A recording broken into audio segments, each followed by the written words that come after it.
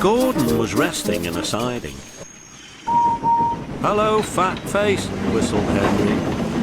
"What cheek," spluttered Gordon. "That Henry is too big for his wheels. Fancy speaking to me like that. Me, who has never had an accident." "Aren't jammed whistles and burst safety valves accidents?" asked Percy innocently. "No, indeed," said Gordon gruffly. "High spirits might happen to any engine, but to come off the rails, well, I ask you, is it right? Is it decent?" A few days later, it was Henry's turn to take the express. Gordon watched him getting ready. "Be careful, Henry," he said. "You're not pulling the flying kipper now. Mind you keep on the rails today." Henry snorted away.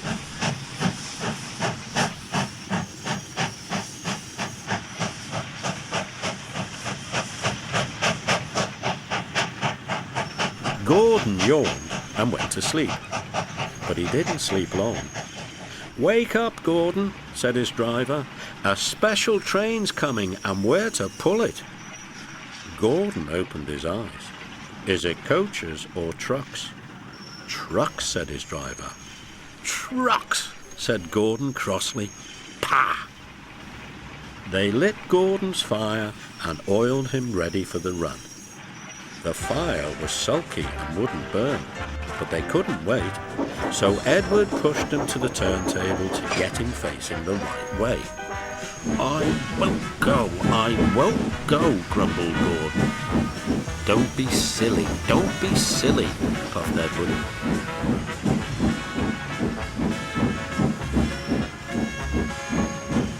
At last, he was on the turntable. Edward was uncoupled and backed away, and Gordon's driver and fireman jumped down to turn him round. The movement had shaken Gordon's fire. It was now burning nicely and making steam.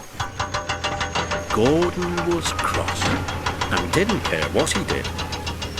He waited till the table was halfway round.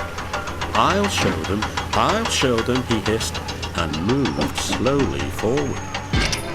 He only meant to go a little way, just far enough to jam the table and stop it turning, as he had done once before.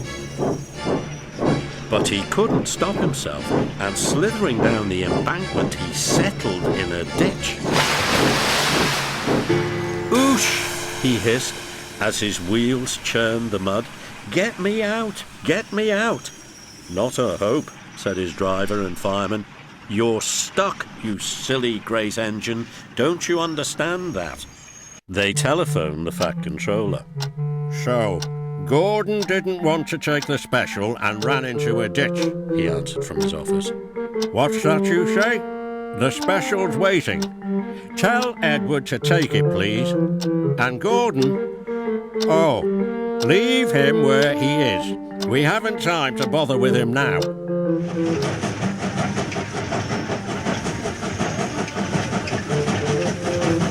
On the other side of the ditch, some little boys were chattering.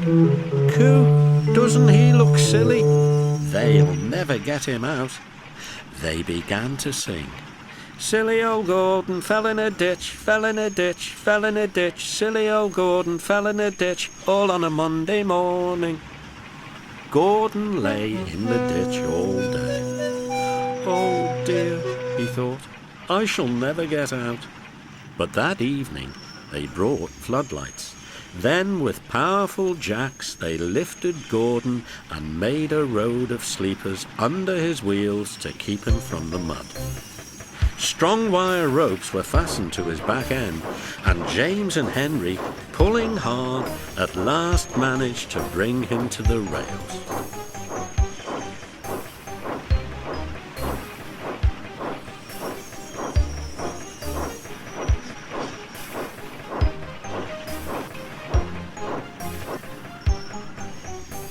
Late that night, Gordon crawled home a sadder and wiser engine.